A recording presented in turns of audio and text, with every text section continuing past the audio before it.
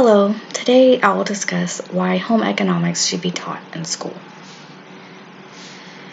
Bobby DePorter shares the alarming statistic that only 3 states require any home economic education in high school or junior high. This means that our children and our grandchildren and the next generation are lacking basic life skills. By requiring home economics, we're able to provide young adults with the experience and the knowledge and necessary training in these areas. I have studied home economics both in my educational life and in my personal life, and I also make a living off of the skills that I learned.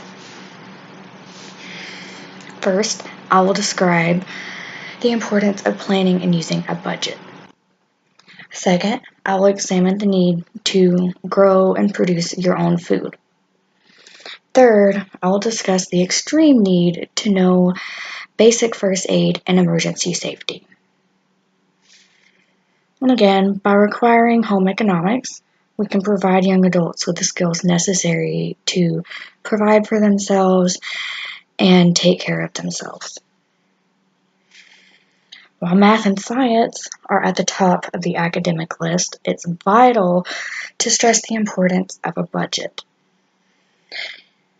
Reference.com mentions spending without discipline may cause someone to splurge on less important items and then not have the necessary money for more important items at the end of the month. Ways to encourage healthy spending include practice. Neil Godfrey suggests helping young teenagers practice managing money by giving them quarterly clothing budgets. And I actually experienced this in high school. My parents would give me, my parents taught me to put away a certain amount of each paycheck from my job during high school. And I was able to afford my own clothes and the fees for school and learned how to use my money that way. This image shows the basic areas that a monthly budget could cover. It's education, apparel, savings, entertainment, healthcare, food, transportation, and housing. Many young adults cannot provide themselves with food.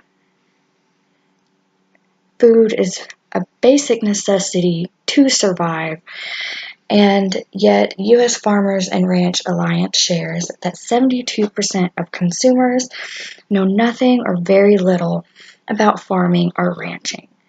This means that in an emergency situation or in a situation where they needed to grow their own food, people would not understand how to provide for themselves.